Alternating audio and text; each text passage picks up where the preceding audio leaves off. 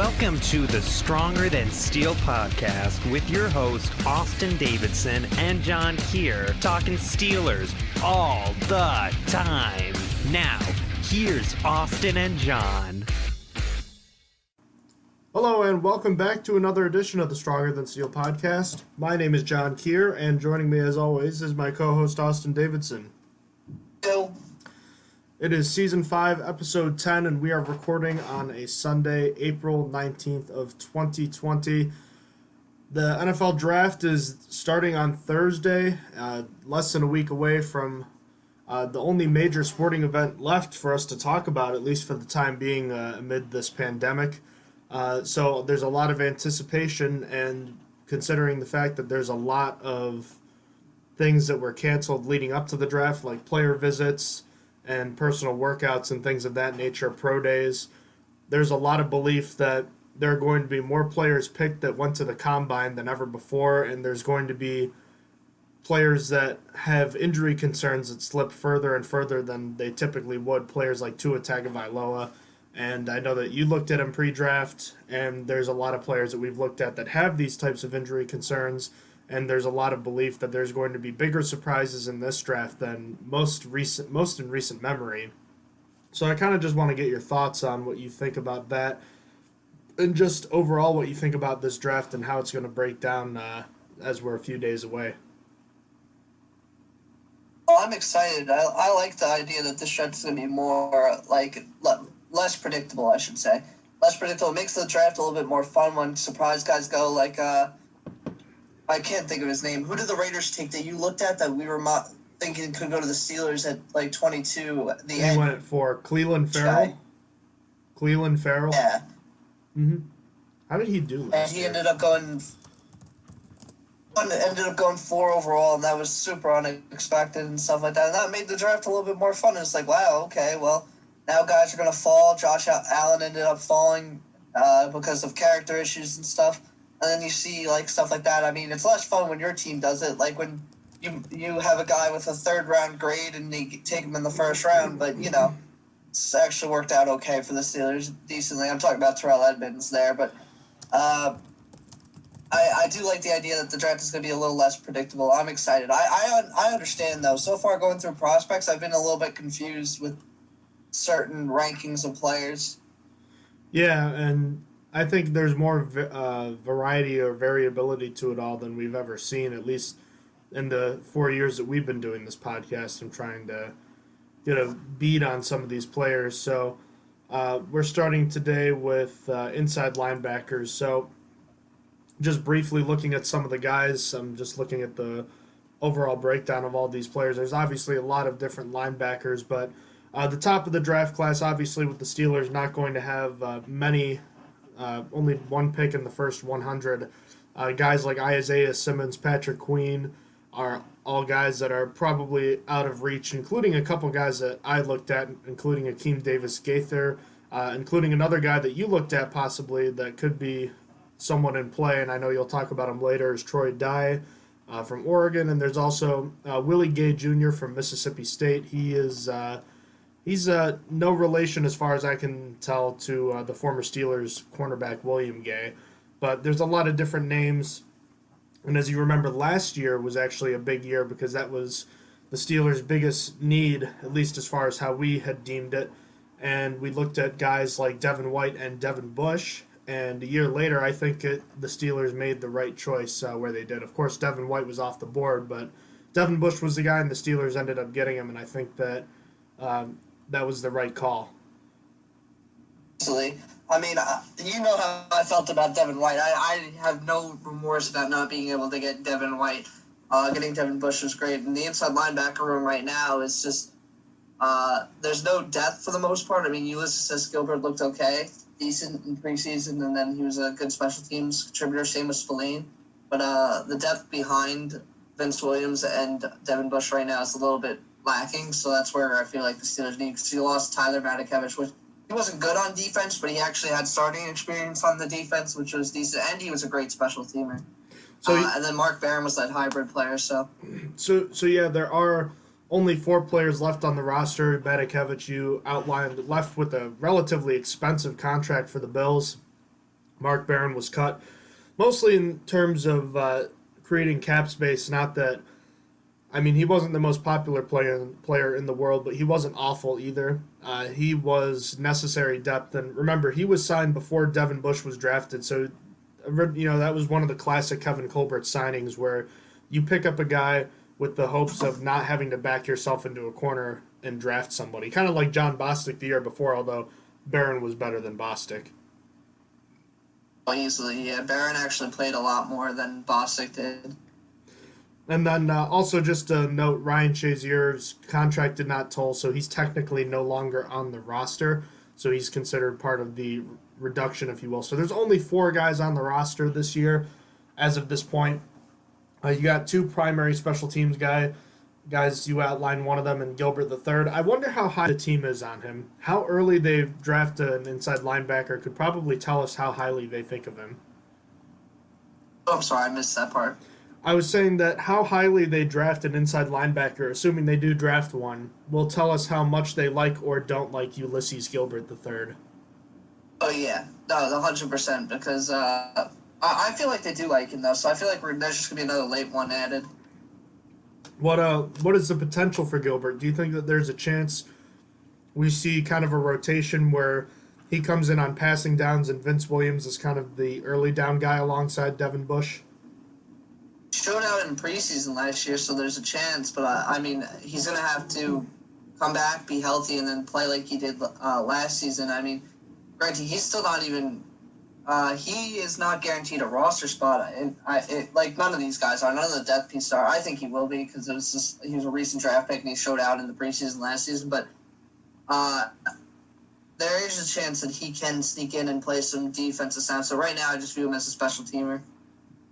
And then Spillane is just a special teams guy, and then the starters, Devin Bush and Vince Williams. Bush is a guy that should be playing roughly almost 90% of the snaps now. I mean, they drafted him to be the guy, and I think this will be a big year for him because he played well last year, but this is where you really want to see that growth from a good rookie to a guy that can be that Pro Bowl, All-Pro caliber player that you drafted him to be at number 10. With Mark Barron gone too, like you should see more snaps. A lot of the time he was taken off the field, and there were some snaps where they had Vince Williams and Mark Barron in over him. So this year you should get more snaps to be able to contribute a little bit more. And then what about Vince Williams? This is a guy that's had, he's one of the longest tenured players on the team now. He's kind of been back and forth. He was originally a special teams guy, started a bit his rookie year out of injury, forced to because of injuries, then became a backup special teamer again. Had a really great season in 2017 with 8.5 sacks, then kind of took a backseat the last 2 years. I felt like he was better this past year, 2019, than he was in 2018. And it was almost like less of him was more, if that makes any sense. So I'm wondering where that line of demarcation is where he should be playing, because at some point he starts to offer diminishing returns just because of the style he plays and the style the NFL is going, where he's not a typical 3-down inside linebacker. Yeah, it's rough for him to get these starts. I mean, he's probably the best pass rushing inside linebacker the Steelers have. That was nearly a big mistake. Not the best pass rushing linebacker, that's for sure.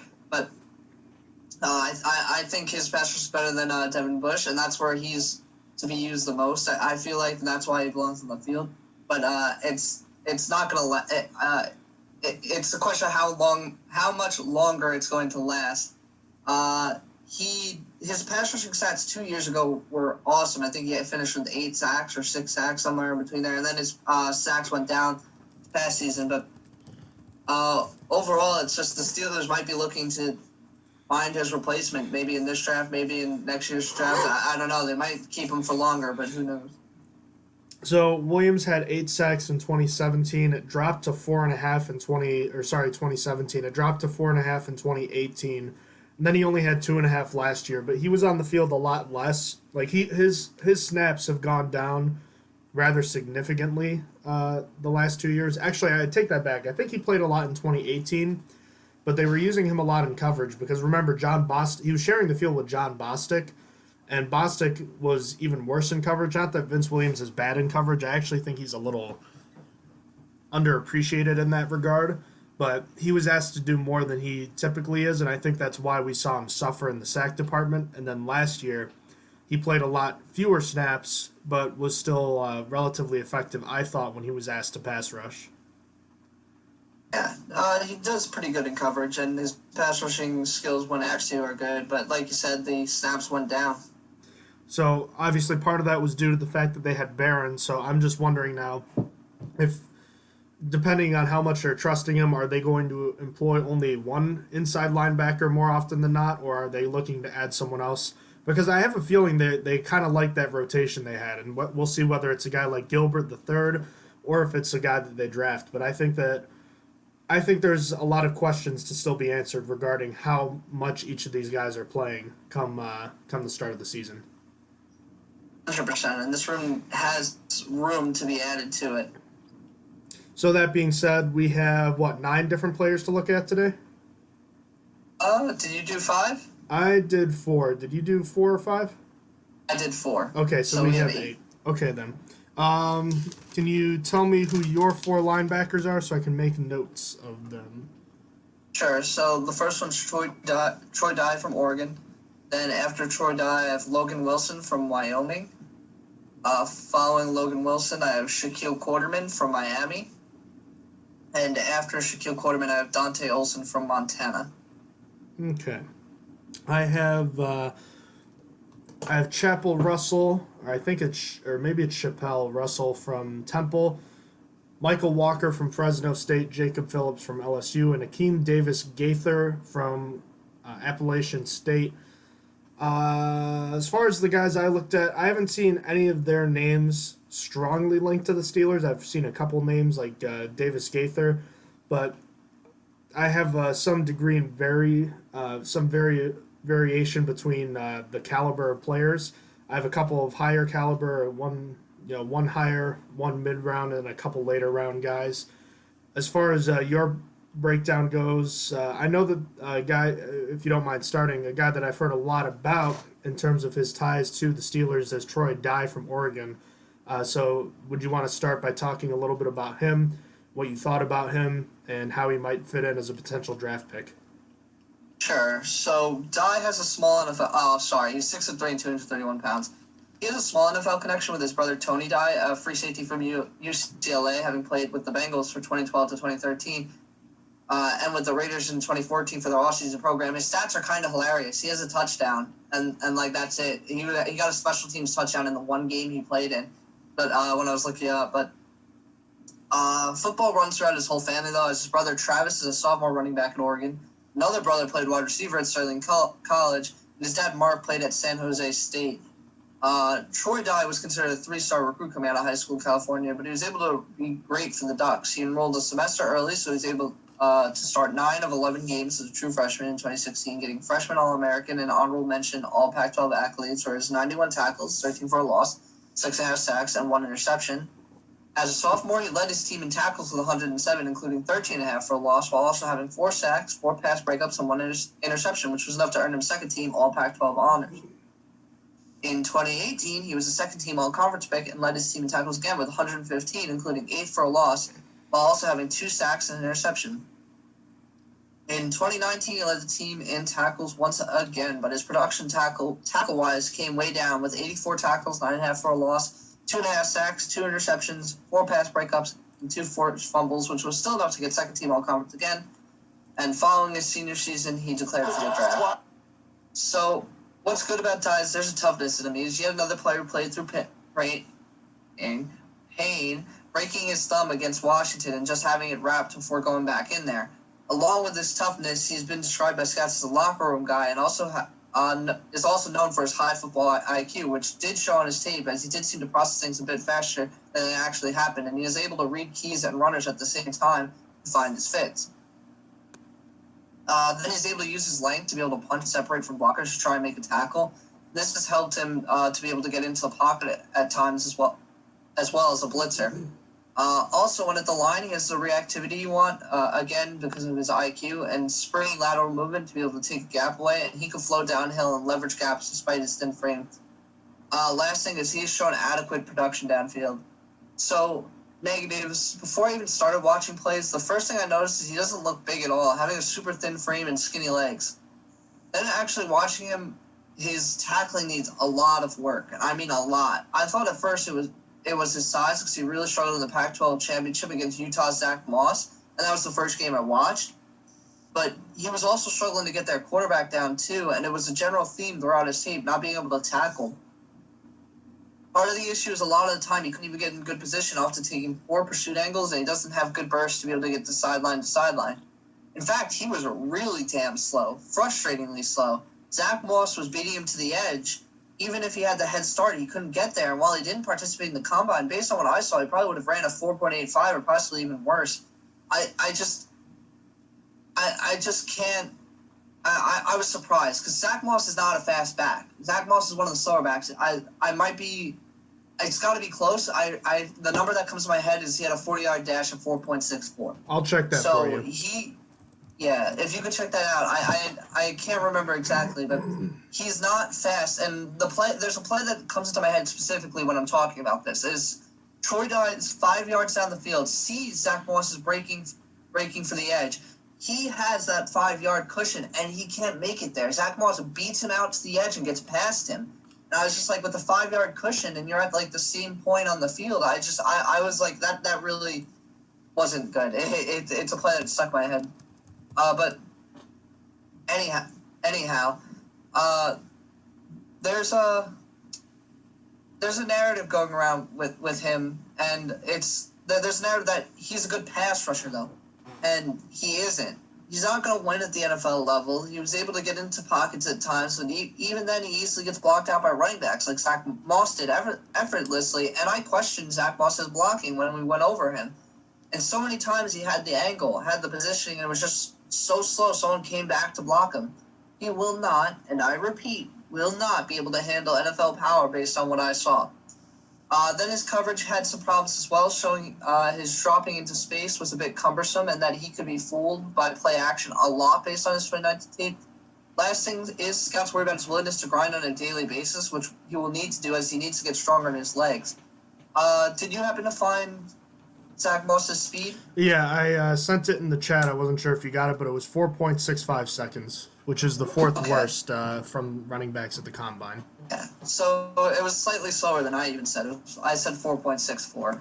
But, yeah, so Troy Dye's speed was not very good. But anyway, overall, Zerloin compared him to Zach Cunningham, but I don't have a comparison. I'm going to keep it level with y'all. His tape was some of the worst I had ever seen. It was painful to get through it. The tackling was garbage. The speed was garbage. The pursuit angles were garbage. The effort wasn't there. If he was in position, he somehow got blocked away. It was generally a struggle for me to find positives in his game. I'm surprised this isn't a guy tied to the Steelers with how much I didn't like him. But wait, Billy Mays, there's more. Some people consider him a third-round pick. On a tweet from Daniel Jeremiah ranking top 5 middle linebackers, there were quite a few comments asking why Dye wasn't in it. I felt crazy. I went to YouTube comments of the tape I watched and found solace with people agreeing with me. And there's a guy that really dislikes him too. There's a guy comments on all of the game tape I watched, every single YouTube video, and said one of his comments was, "Just think, some poor team will take this guy possibly in early rounds. Overrated." It got 7 likes. So I'm sorry, but Dye gets an undrafted free agent grade for me. A hard undrafted free agent grade too. There's very little worth working with. The one thing would be you try to get him more musculation through his legs and bulk up, but there are concerns with his willingness to grind. So that takes away from me even wanting him for a 7th round pick. Again, hard undrafted free agent grade for Ty. Taking him anywhere in this draft to me is a mistake. And I watched his games versus Auburn, 2019, versus Utah in 2019, which was the Pac-12 championship, and versus Washington in 2019. So who is your first prospect? I'm going to be talking about Akeem Davis-Gaither from Appalachian State, and this is a guy that reminded me, I'll just kind of get it right out there right now, he reminded me a good bit of Ulysses Gilbert III, who I looked at last year around this time, just a better version of him, so that's something that's pretty neat. He's a redshirt senior coming out of school, so he is a little bit older, and he's a slender linebacker, standing at 6'1" and 224 pounds.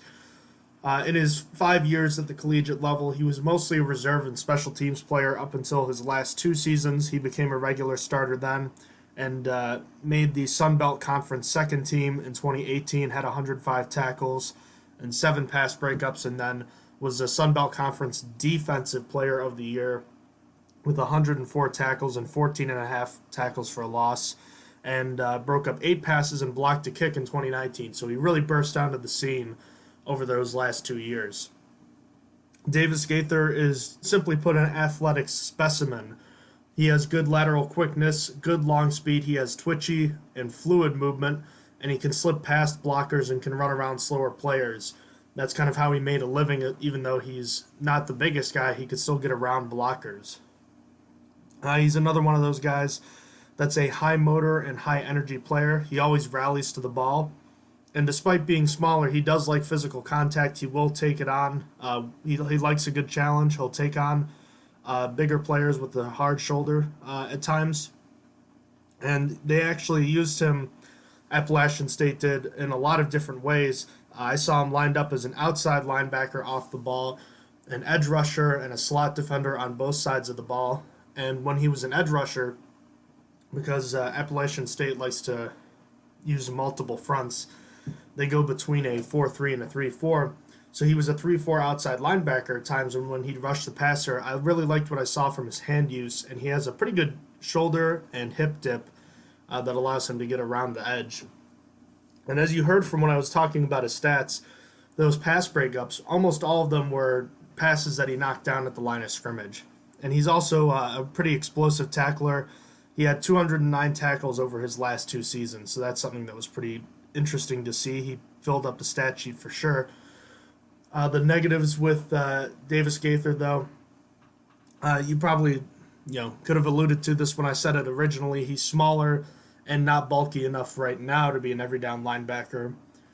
No one's really sure if he can add weight. He should be able to add weight without slowing down, but that's always a question mark. You're never 100% sure about that.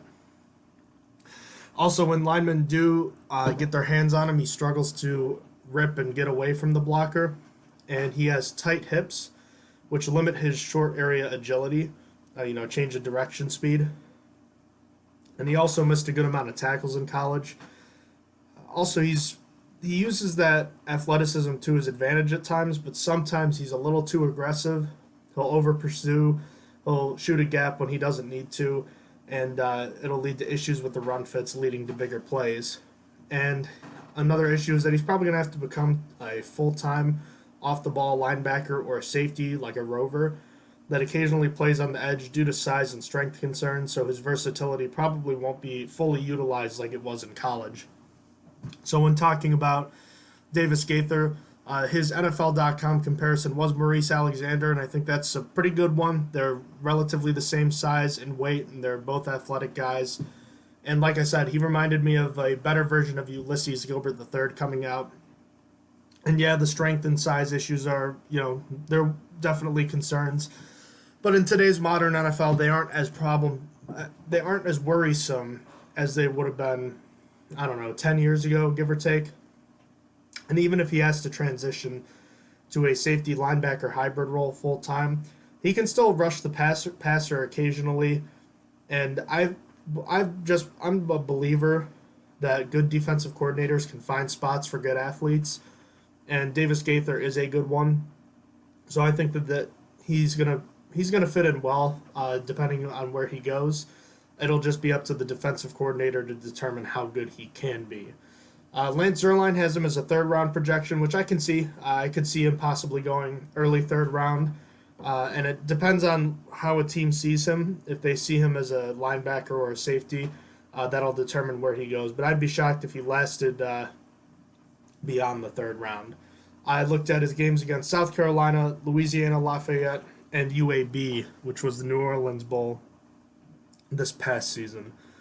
So that was Akeem Davis-Gaither from Appalachian State.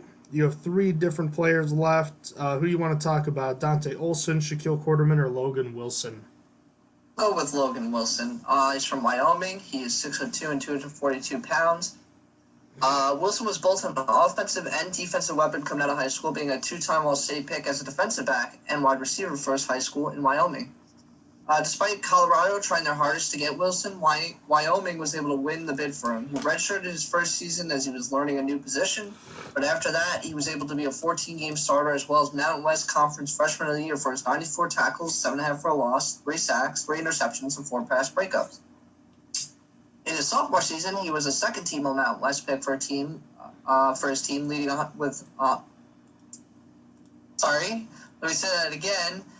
He was a Mountain West pick because of his team leading 119 tackles, 8 for a loss, 1 interception, and 2 forced fumbles through 13 starts.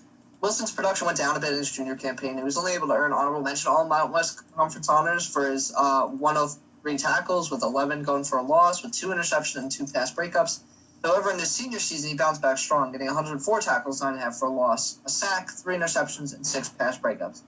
Following his senior season, he declared for the draft. Let's start with negatives, because I always do the positives first. So I find my biggest problem likely to be speed at the next level. He isn't likely to be a good man coverage guy, showing some issues covering speed up the seam, and also I found he doesn't have the greatest pursuit speed either, or at least he doesn't trust his pursuit speed, because there were a couple times on tape he just slowed down. It's going to be tough for him to be able to go against shallow pursuit angles once he makes it to the NFL because of speed. Then I found problems with his play recognition, being too early to the spot at times and sacrificing his backside leverage because, while also being shown to be baited out of position by false keys. Then when it comes to getting blocked, he only has average block shedding ability once the block lands, and he's been inconsistent in attacking lead blocks downhill. Last thing is he needs to find a good balance of energy and early patience in a rep. Kind of plays into what I just said earlier, where he kind of he can get in front of himself and stuff. But going to the positives, easily the best thing about him is his tackling. He has the elite fundamentals, and it makes him a superb tackler. He also has a pretty decent range, especially with his quick diagnosis of plays, allowing him to be able to react quickly. Speaking of his play recognition, he's very alert and instinctive both prior to and within the snap, showing an impressive ability from zone coverage specifically. Speaking of coverage, he's shown some great ball skills playing from zone, and may even offer some abilities in man coverage at the next level based on his athletic abilities. Then when he comes to balance, he can hit hard and quickly, and he can shoot into backside zone gaps just looking to hit somebody. Now, in terms of snaps and positions, he's shown he could be a 3-down linebacker and still be great without being gassed. And with his build and tape, he has shown he can play the Mike or Sam linebacker if asked to.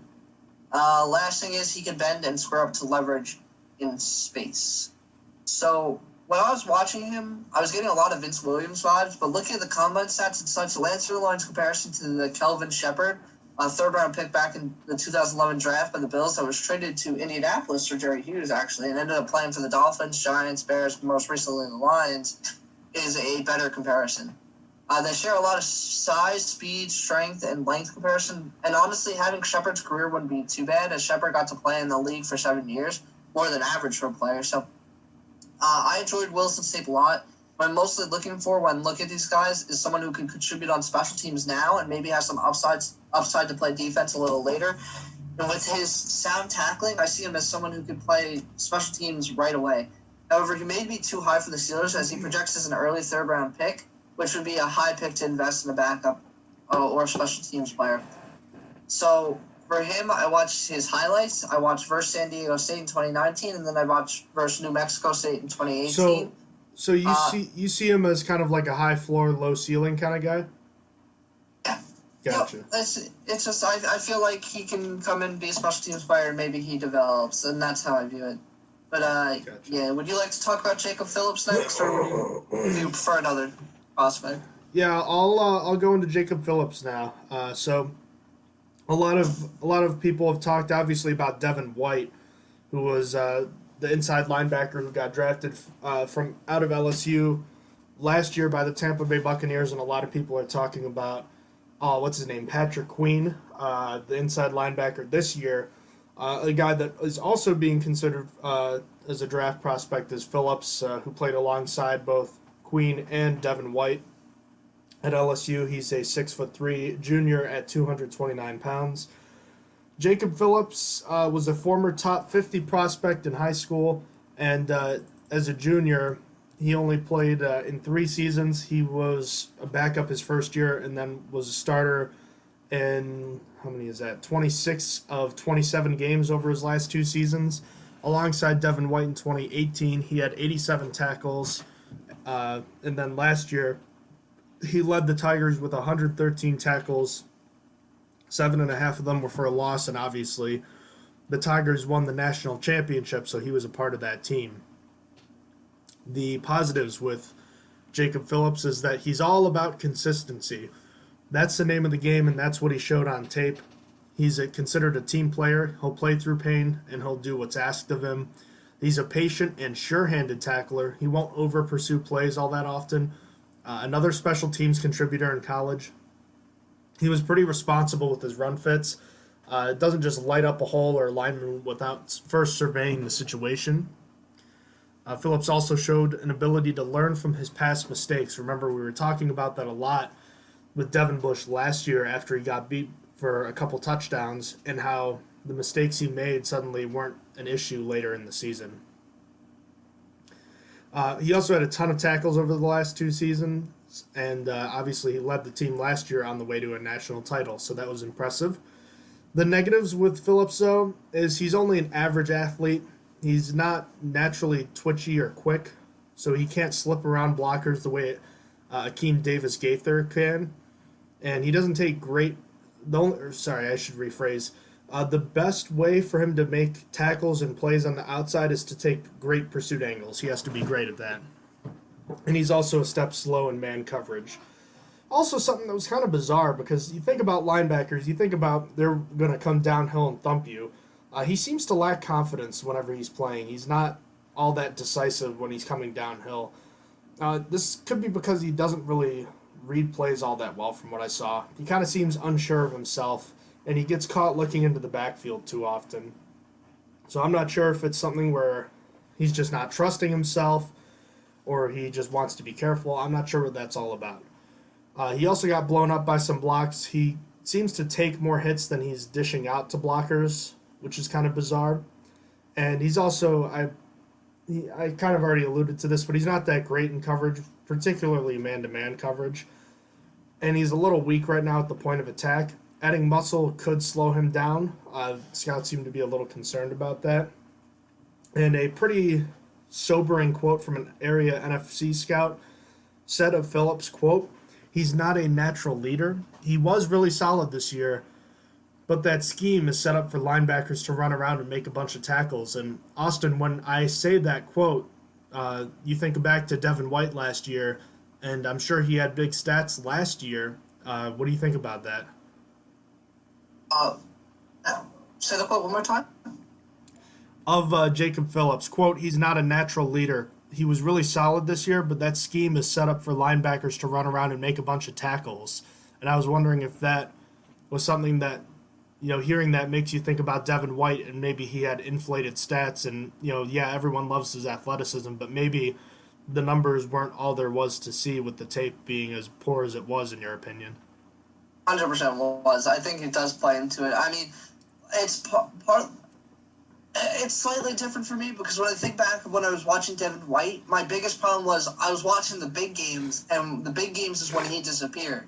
I guess I don't necessarily agree with the quote now that I think about it, because my problem with White was when I was watching his game versus Alabama versus Auburn, I saw nothing. He didn't do anything. He wasn't contributing. And then I watched his game against Louisiana Tech, and that's where he gets 14 tackles. That's a exaggeration. I don't remember how many he got against Louisiana Tech, but I do remember having that thought. It's so he stat pads against the bad teams. Got it. Cool.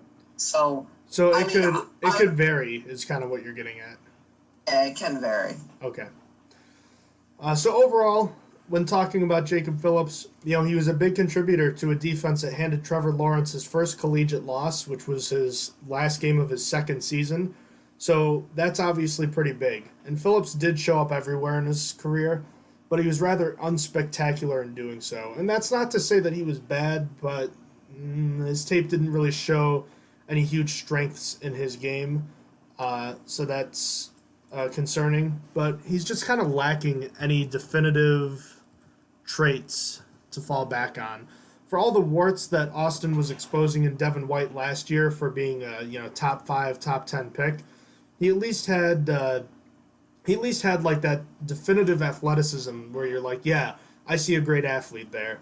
Phillips doesn't really have any defining traits per se.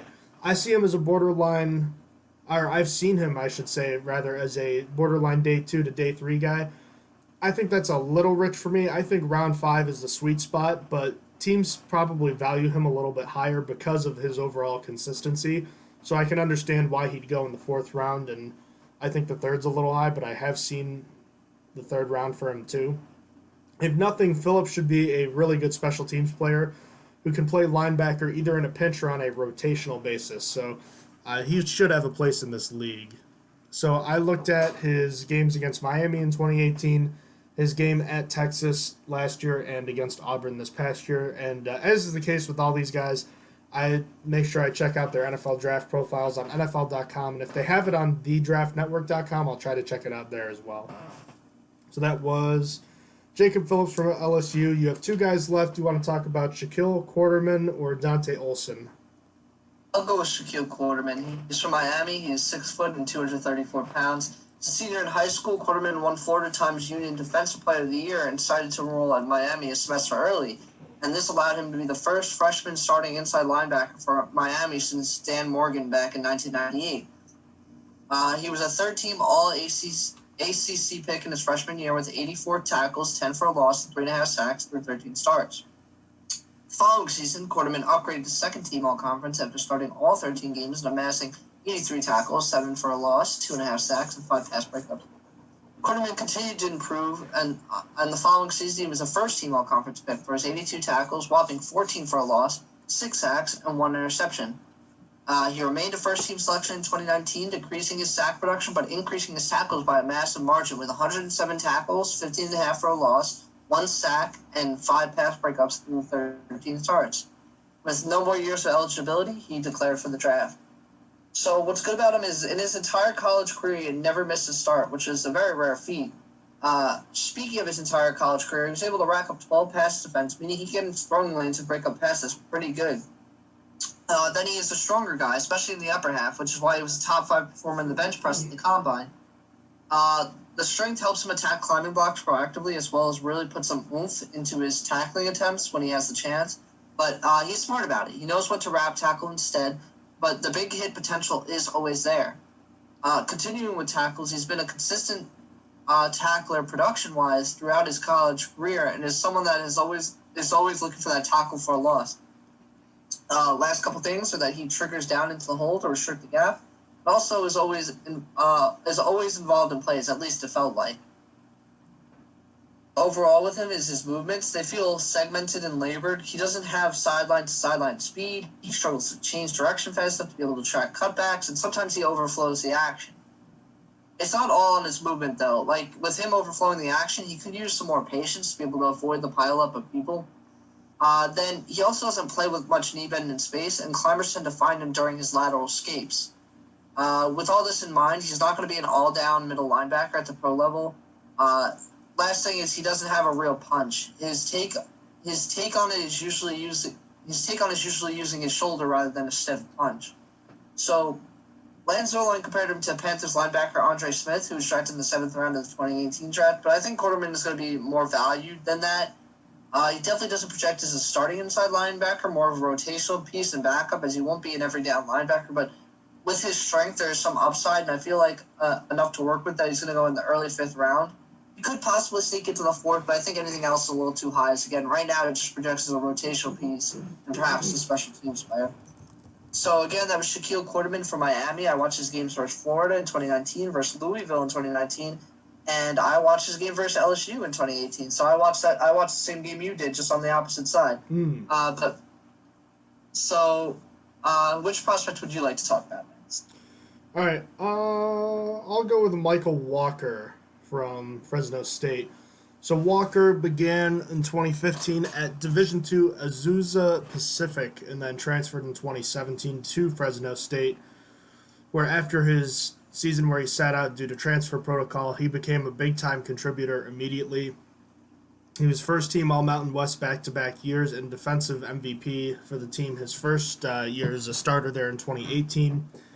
He finished with, what was that, 87 tackles in 2018 and 96 in 2019.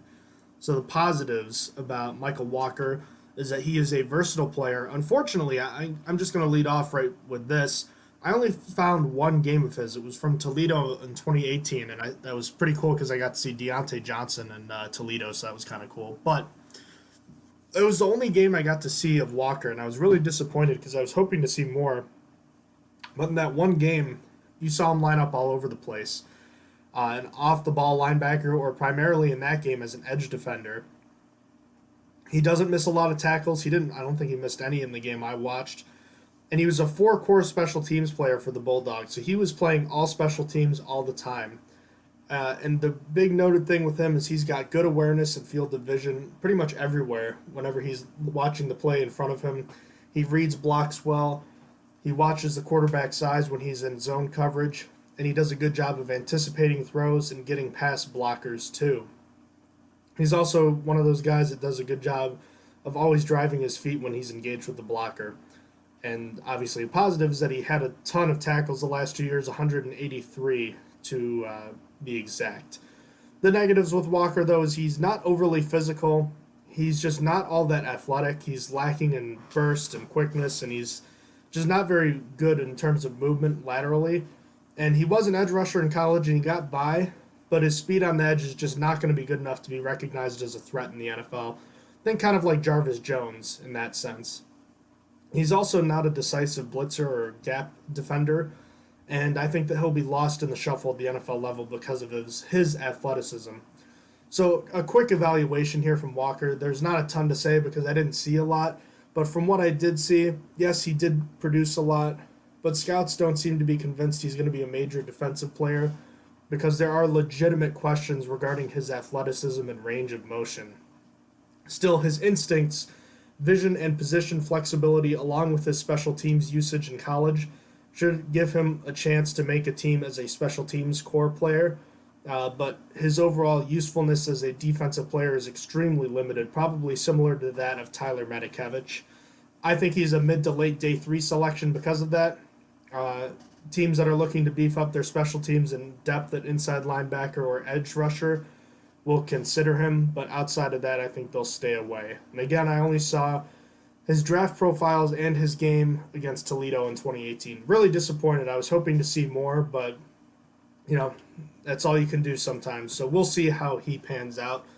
With that being, you have one last player, Dante Olson, to talk about. Tell me a little bit about him. He went to Montana. He was 6'2", 237 pounds. His football connection, he's the son of former Southern Oregon head coach Jeff Olson. He was a 3-time All-State pick coming out of high school in Oregon before deciding to head to Montana. His first season, he was the Defensive Scout Player of the Year, and then in the next 2 seasons, he was their Special Teams Player of the Year for his 29 tackles, 2 for a loss in 2016, 38 tackles with 2 for a loss in 2017. Special teams was so good that in his sophomore season, he was second-team All-Conference pick on special teams, so that should be added.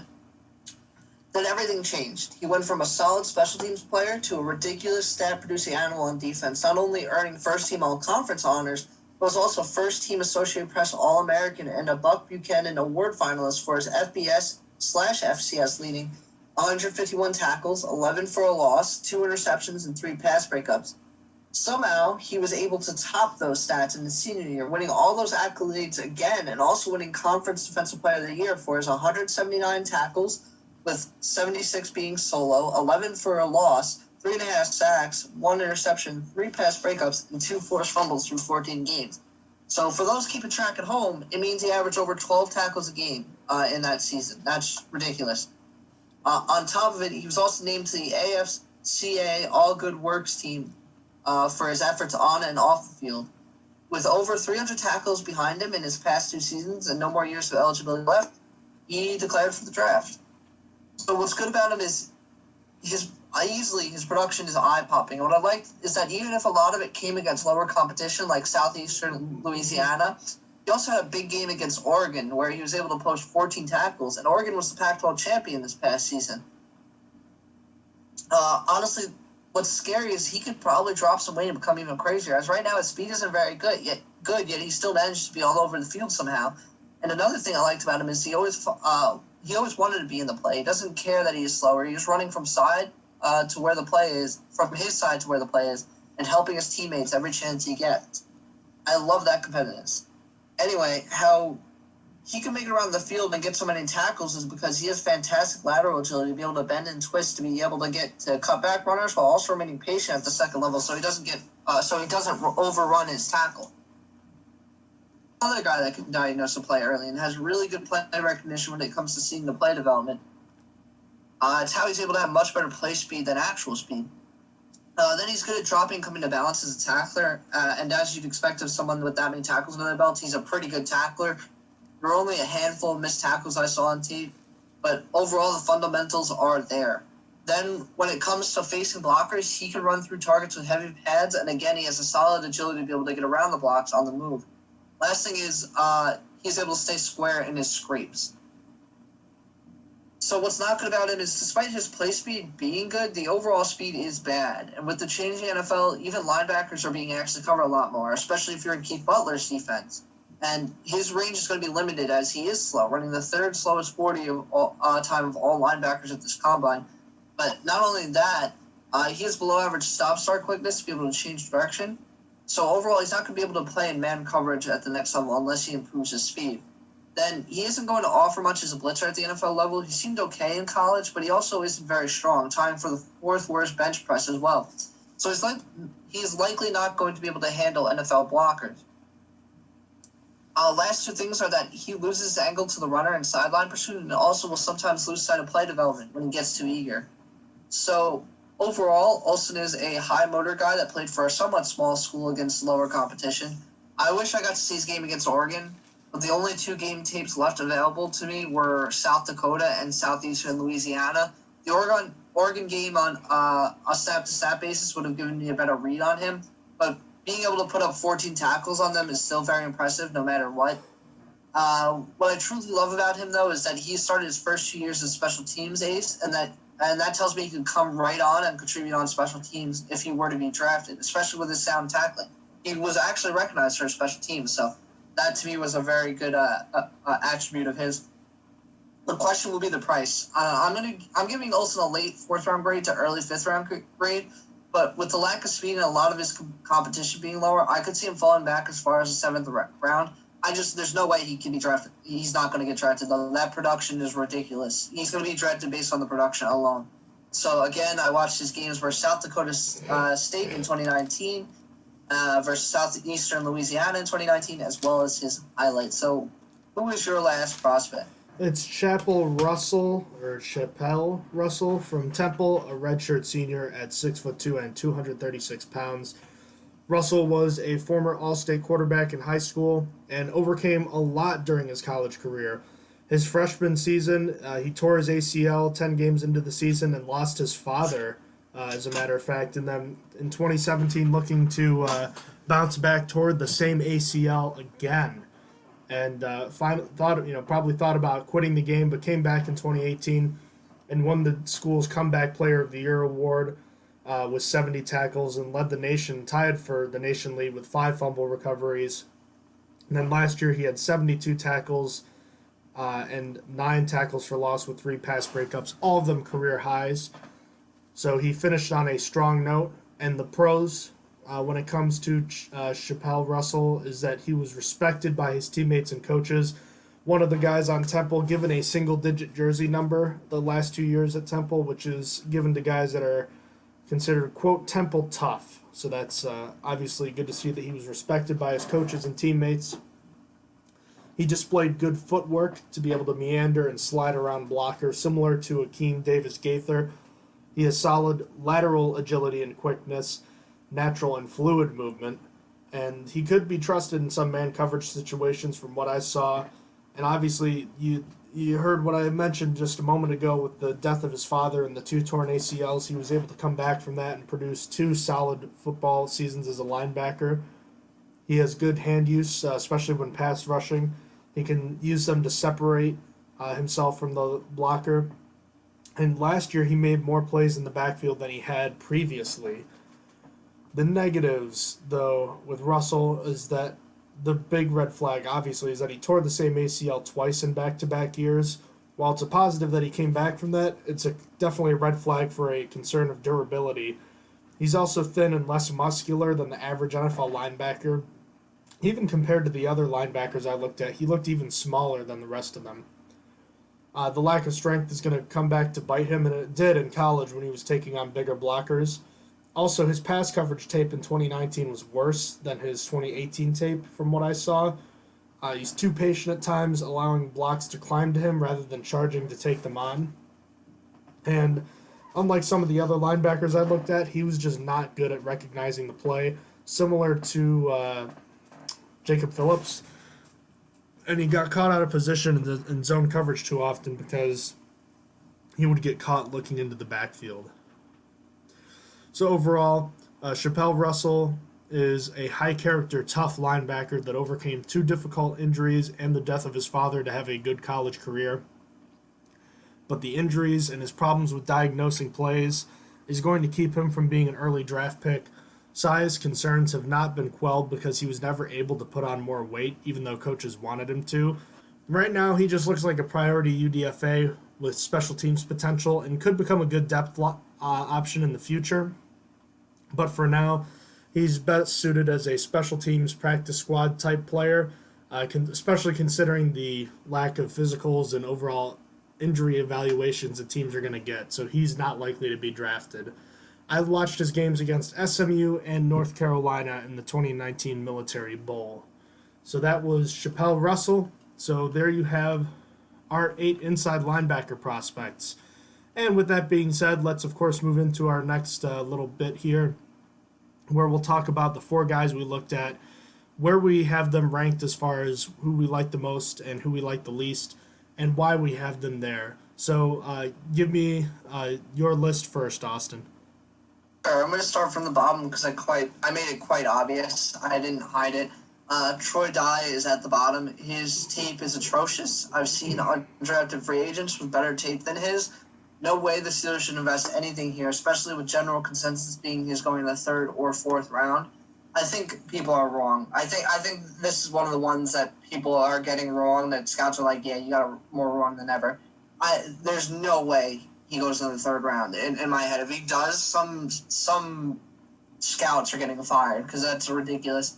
Terrible. I don't even want him as an undrafted free agent, to be honest. He's just not that good. Anyhow, coming in at 3rd, I have Logan Wilson. I liked his tape a lot, actually. It's just a lot to invest for the Steelers for a backup. It would likely take a 3rd-round pick.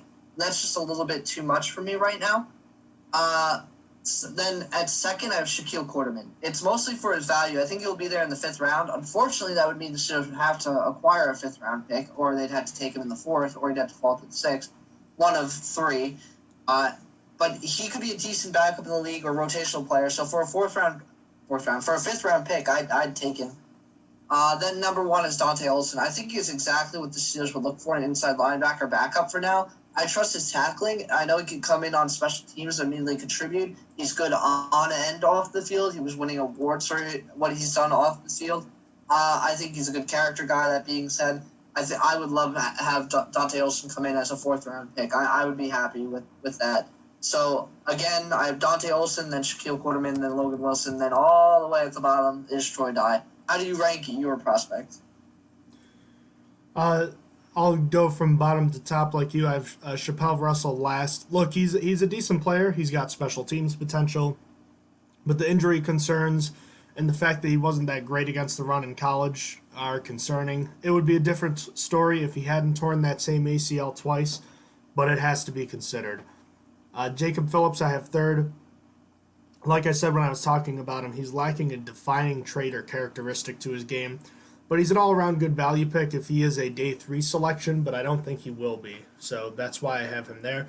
Michael Walker is definitely a day 3 pick, and that's why I think he's a better value. So even though he definitely has less upside, he'd be a really good special teamer. He played 4 core special teams all throughout college. This guy would be a good special teams addition. And then at the top I have Akeem Davis-Gaither.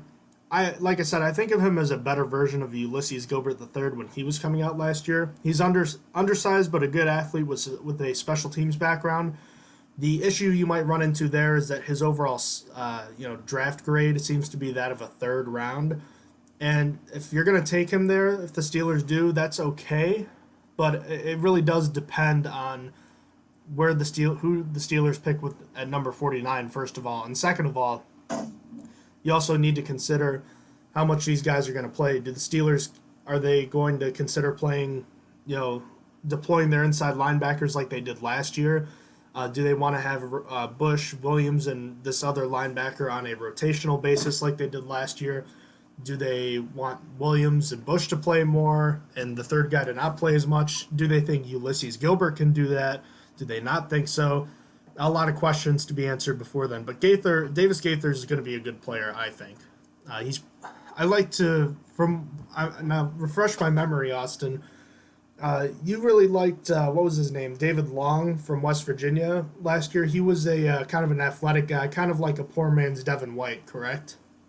Yeah, 100%. When I was looking at David Long, I thought he'd be a good consolation prize. If something went wrong or the Steelers couldn't trade up for Devin Bush, I thought that he would be a decent. He had tape that was similar to Devin Bush's. I thought he would be a good compensation prize, or well, that's not the word, not compensation. I can't think of the word. Consolation. Consolation. There you go. Yeah. He would be a good consolation prize, but yeah. I'm not so sure that he is exactly that. I haven't watched David Long's tape, but that's kind of how I would see him as well. So that being said, Austin, the national and local media in Pittsburgh are at it again. They're refusing to let go of the fact that the Steelers should take a quarterback, probably Jalen Hurts, with that pick number 49 overall. Why is that not going to happen? It's 100% going to happen, John. I don't know what you're talking about. The Steelers' biggest need going into this draft is quarterback. Obviously, we're going to trade Ben Roethlisberger, probably for a seventh because he's old and not worth anything. Mason Rudolph will come in as the starter and fan favorite, and Devlin Hodges will come in, and then we need another quarterback, John. Are you kidding me? What about Paxton Lynch? He's our boy. You know what, Paxton Lynch is going to come in and throw 4 interceptions for our team, and then he's going to be the starter. Don't sleep on J.T. Barrett either, or Jameis Winston. We still haven't signed him, but we're gonna sign him too. Oh yeah, street man, Cam Newton. He's a perfect fit for the Steelers. He's old. He's just great. He's just a bigger upgrade over Ben Roethlisberger. And they have the cap space to do it. So why not sign Cam Newton, Jameis Winston? We'll have why has no one thought of this? We'll have guys play each drive. So you have Cam Newton for one drive, Jameis Winston for another, Paxton Lynch for the fourth. I skipped the third because that one's not important. That one's when Ben Roethlisberger will play. He's fucking trash. Then fifth we'll have Devlin Hodges. So we'll have 5 quarterbacks on the roster all year. It'll be great. Let's get Terry Bradshaw to come out of retirement too. I think that'd be great. I think that he'd fit in as a 6th drive guy. No, real talk though for a minute here, because this is being, let's be honest. There are how many quarterbacks are going to get drafted? 10 maybe. We already know the top 4 guys. There's Joe Burrow, Tua Tagovailoa, Justin Herbert, Jordan Love. The NFL is in an interesting spot where not a lot of teams actually need quarterbacks. And let's be honest, if you're going to take a quarterback, most teams will take one in the first round because you have that extra year of control. And then if you're not going to take that, look at what's happened with the Cardinals 2 years ago and what might happen with the Redskins this year, is that they drafted guys in the first round and they might be moving off of them in 1 year. So my question to you is, if you aren't going to draft a guy in the first round, so if you're drafting a guy in the first round, you're basically sold on him being the future of the team. You're going to be at least more likely to be more patient with him. Why would you draft a guy in the second round, a guy like Jalen Hurts, who has a longer path to go, who has more work to do, if you're more likely to give up on them anyways? So the amount of time you're willing to wait for a quarterback is so much less than it used to be. Why would you they already you see what I'm saying? But that doesn't make sense. Yeah, I wouldn't invest in a second-round quarterback. It's because then it's likely Eason or more. It's been Hurts. Hurts has been the guy that people want the Steelers to take. I just the don't media like really that. wants. I don't get what's so good about him. He's a better version of Tim Tebow. It's not a good idea. The Steelers, being serious, the Steelers don't need a quarterback. Ben Roethlisberger is coming back, and if he can play average, this team is like a 10-win team. That's all he has to do. The quarterback play last year was really, really bad, and they still somehow got to 8 wins and were just about to make a playoffs. They choked at the end, but, I mean, all Ben Roethlisberger has to come back and do is play decent. And I think that maybe next year you start thinking about a quarterback. And something that you brought up to me, I think you said it on Twitter, is that you wish you could see the media during Terry Bradshaw's first 8 games as a starter for Pittsburgh, and that's how people are with, like, Mason Rudolph. It's just like Mason Rudolph. You don't have to give up on him yet. Yeah, he didn't do great. But, I mean, he did flash some good things at times. The Jets game, if he came in and played the entire game, he probably would have won it. And that kid has been through so much in, like, the past year. Think about everything he went through this year on top of, having to play quarterback. Like, that's insane. And I know it's a little different now than when Terry Bradshaw was the starting quarterback, but it took him 5 years to become the Hall of Fame player that he, is now remembered as. I'm not saying you should give a guy 5 years now, but you can't give him just 8 games and say, okay, bye.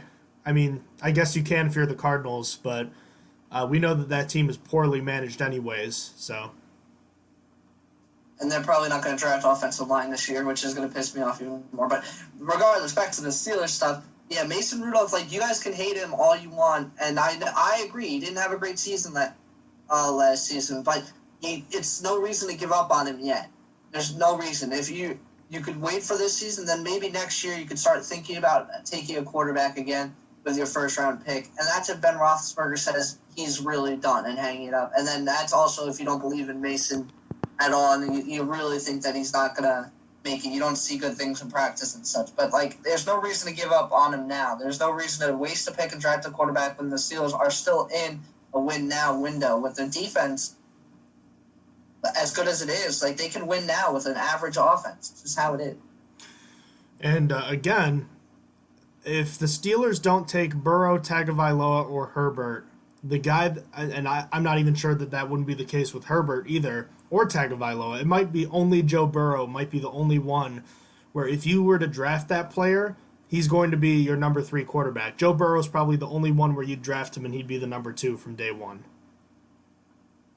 Yeah, exactly. Like, the quarterbacks here are just odd. It's not even that great of a class, in my opinion. Yeah, but the quarterbacks go and that's the thing that bothers me is that there's always like 4 quarterbacks, and like last year it was Daniel Jones. Daniel Jones was a guy that I thought was like a round 2 or 3 guy, and he went like, what was it, like 6? Yeah, well, that was because the Giants are mismanaged, but yeah. I thought that was now. I mean, I guess I could be kind of wrong about Daniel Jones. Time will tell, of course. But that was a guy that I thought, like, all of a sudden came out of nowhere. Like, you don't need to draft several quarterbacks every first round. Like, they're not always going to be good. Some classes are better than others. I think this happens to be a weaker one. Practice with every other position. It's just not quarterback. Even when you hear it's a weak quarterback class, still no matter what, 4 quarterbacks or 3, it's just I don't get it. 'Cause, like, you know how, like, last year or 2 years ago, inside linebacker was a weak class, and the Steelers weren't able to get one, and they didn't take one. And yeah, it pissed us off, but, like, there was no inside linebacker to take. And then this year there was only 2. This past season there was only 2. It was Devin Bush and Devin White. That was it. And this year it's the same thing. It's like Patrick Queen might sneak in at the end, but, like, that they're not going to take one if they're not first-round value, and that's for any position. Like, there's only, like, 3 first-round defensive linemen in this year's draft, and that's, like, Kinlaw, Derek Brown, and you see that a lot with tackles, too, like offensive tackles. Like, you almost never see, like, or I guess you don't really see that with tackles, but, like, it's weird. Like, tackle is a spot where you don't usually see that. Like, there's almost never a route, like, pick 30 is a tackle. All the tackles go, like, within the first 20 picks because they're valued higher. And then once the top ones are gone, you usually don't see one until later. There was a rare exception with Jawan Taylor last year, who we thought was going to go, I think it was number 7 to Jacksonville in the first round. He ended up lasting until that pick in the second round, which again, I thought Jacksonville had like the best first day and a half with that because they got one of the better pass rushers in what's his name, Josh Allen, right? Josh Allen. Mm-hmm. And then they got the guy I thought they were gonna get, so that was good for them, I guess. But yeah, it's just one of those things you just see. The Steelers, if they take a quarterback, it's just they're taking a guy to be the third quarterback. That's just all you need to know about it. Yeah, exactly. It's rough right now, and there's no reason to take a quarterback this draft. Just take a quarterback in any round, I'd be disappointed. It just doesn't make sense. The Steelers would have, how much we've ripped on Colin Holba in that pick. The Steelers would have are more likely to get use out of the long snapper that they draft this year than a quarterback. Like, think about that for a second. Exactly, because if you're drafting a long snapper, they're probably going to make the team. I mean, we thought that with Colin Holba and it didn't happen, but I mean, they're probably going to offer more in their first year. Yeah. And like, honestly, like I'd rather see. Like, I know there's not a lot of picks, and I wouldn't want to see either, but I'd rather see a long snapper with our last pick than opposed to a quarterback at any pick in this draft. I agree. I mean, if the long snapper's the best player available, shoot, go for it, I guess. Yeah. Wouldn't be thrilled with it, but it's the point of now more than ever you need to get guys on the field that can contribute. That's why I was a Van Jefferson fan over Justin Jefferson. I think Justin Jefferson is going to be a better player, and he is, but I just think that Van Jefferson can play more right away. He's more NFL ready. That's more so what I'm looking at right now. That makes sense. Okay. Anything else going on around the league right now? I mean, they have this virtual mock draft going on, I think tomorrow? Yeah, tomorrow is Monday, so yep. I don't know how that's going to work. I think that's pretty much it besides the draft itself. Only a few days away now. 4 days. Alrighty then. We have 2 more positions left, and we'll try to get to it as quickly as possible. In the meantime, if you have any questions about the show, please feel free to email us at Stronger Than Steel Podcast and check out our website, strongerthansteelnfl.blogspot.com. Check us out on Twitter, Facebook, Instagram, and you can find our episodes on SoundCloud and YouTube and Apple Podcasts at Stronger Than Steel Podcast. Austin, thank you so much for joining me. Hope you have a terrific day, and we'll be back to talk safeties hopefully tomorrow. Worst case scenario, we'll have to split up the interior offensive line and safety because I've got a lot going on. Worst case scenario, we'll have to do solo episodes, but we're almost at the end here, so thank you so much for bearing with me, and everybody have a terrific day. Bye. You have been listening to Stronger Than Steel Podcast. Thank you for joining us today, and don't forget to check out our website listed in the description below.